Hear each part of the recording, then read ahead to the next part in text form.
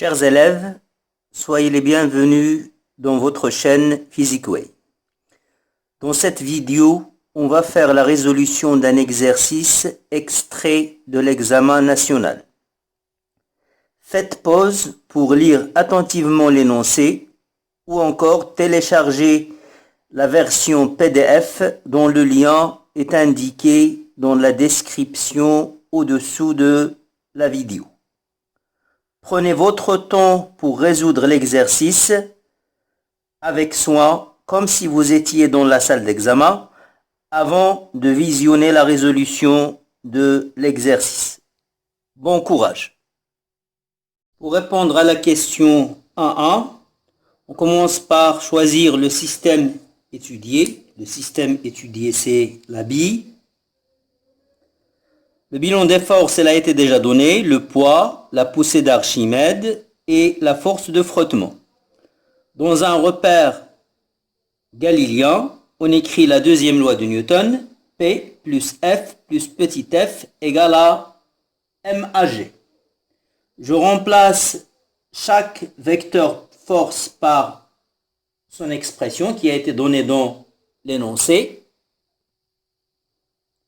P c'est MGI. Or, M, c'est la masse volumique fois le volume de la bille. Rho VGI. Là, c'est l'expression de la poussée d'Archimède qui est déjà donnée. Et là, c'est l'expression de la force de frottement. Et là, le petit m, je le remplace par la masse volumique fois le volume de la bille. Et AG, c'est AXI. Donc, je projette la relation, ça donnera, là je peux mettre V et G en facteur, V, G, facteur de ρ, moins ρ0, moins 6π, eta, R, la vitesse, égale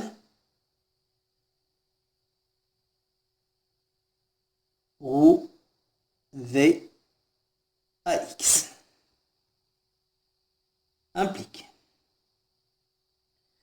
Je divise tout par ρ V, j'aurai donc G facteur 1 ρ0 sur ρ moins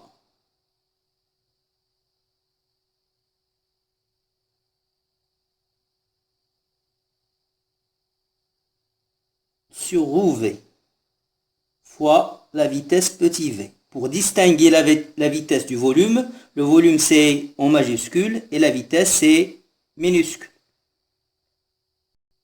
Égale AX.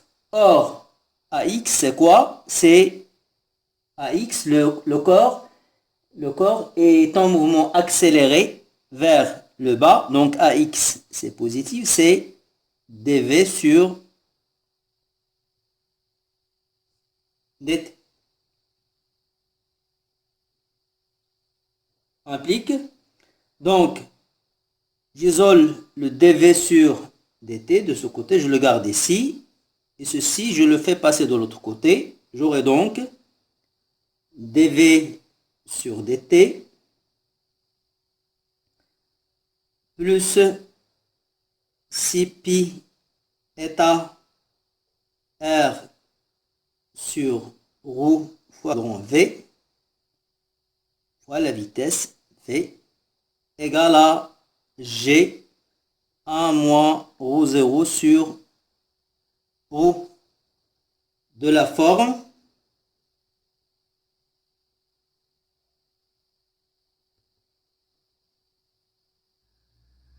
dV sur dt plus V sur τ égale à C.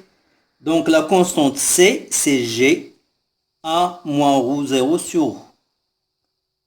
Où C égale à G 1 moins ρ0 sur ρ.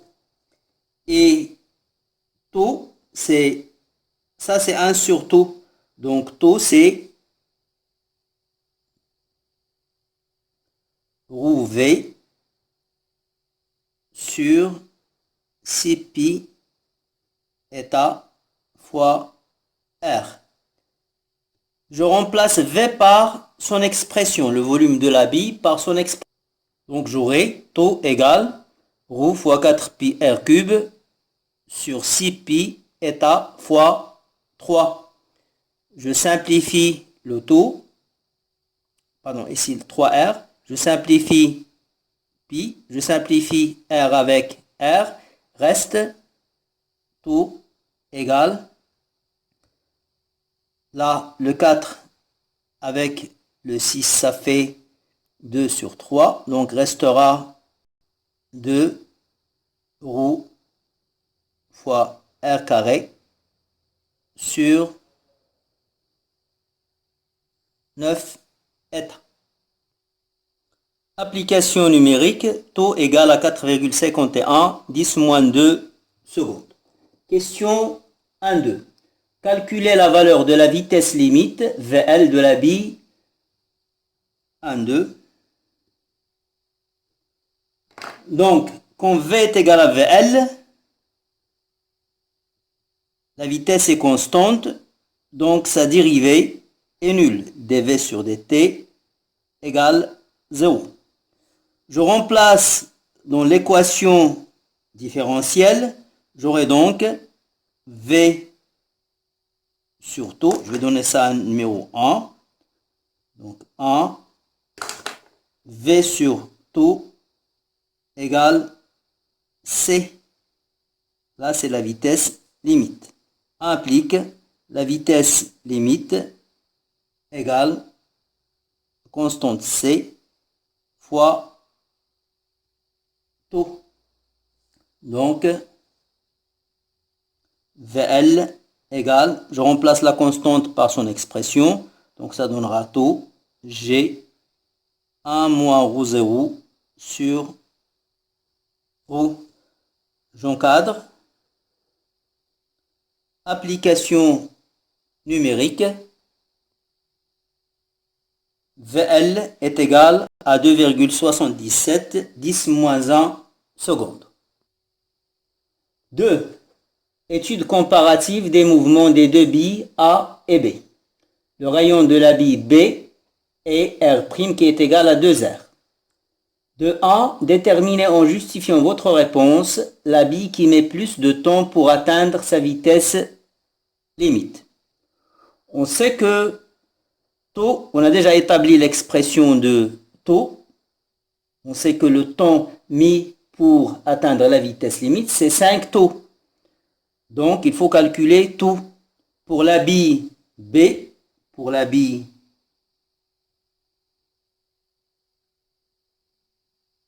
B, on va l'appeler, la constante de temps, on va l'appeler taux prime. Taux prime, c'est 2 ρ R prime au carré sur 9. Je remplace R prime par 2R. Donc, je constate que taux prime, c'est 4 fois taux. Taux prime est égal à 4 taux. Puisque taux, c'est 2 ρ R carré sur 9 eta. Donc, 5 taux prime est supérieur à 5 taux. Donc, la bille B met plus de temps pour atteindre sa vitesse limite. 2. La distance parcourue au cours du régime transitoire par la bille A et D1, par la bille B et D2, on néglige R et R' devant la distance grand H. Calculez la durée qui sépare les instants d'arrivée des deux billes A et B au fond du tube. Soit TA, la date d'arrivée de la bille A au fond du tube. TA, c'est le temps mis par la bille A pour parcourir la distance D1, qui est le temps du régime transitoire, 5 taux, puis le temps mis pour parcourir la distance restante. La distance qui reste, là c'est D1, là c'est grand H, donc cette distance-là qui est parcourue au cours du régime permanent, c'est H moins D1. Donc TA, c'est le temps mis pour parcourir la distance D1, c'est 5 taux, plus T1. Or, cette distance a été parcourue avec une vitesse limite VL. Donc, on aura 5 taux. Le temps, c'est la distance H moins D1 divisé par la vitesse VL. Donc, TA est égal à 3,66 secondes. Je refais le même raisonnement pour la bille B. Seulement la distance là, ça sera D2 et là, ça sera H moins D2. Et le temps mis par la bille B pour parcourir la distance H moins D2, je vais l'appeler T2. Soit TB, la date d'arrivée de la bille B au fond du tube. TB est égal à la durée mise pour arriver à la vitesse limite, c'est la durée du régime transitoire, c'est 5 taux prime, plus la distance mise pour parcourir la distance H moins D2, le temps mis pour parcourir la distance grand H moins D2. Je vais l'appeler T2. Donc, TB égale, j'ai vu que taux prime c'est 4 fois taux, donc j'aurai là 20 taux, plus T2, c'est la distance parcourue au cours du régime permanent, divisé par la vitesse limite que je vais appeler VL'. TB égale à 20 taux, H moins D2 sur VL'. Or, l'expression, on a déjà vu l'expression de VL, c'est C fois taux prime. Après, je remplace C par son expression. Taux prime, c'est 4 taux et C, c'est G, facteur de 1 moins ρ0 sur ρ. TB égale à 1,08 secondes. Donc la durée qui s'écoule entre les deux arrivées, c'est delta T égale à TA moins TB. Donc delta T, c'est 2,58 secondes. Merci pour votre attention et à bientôt dans une prochaine vidéo, Inch'Allah.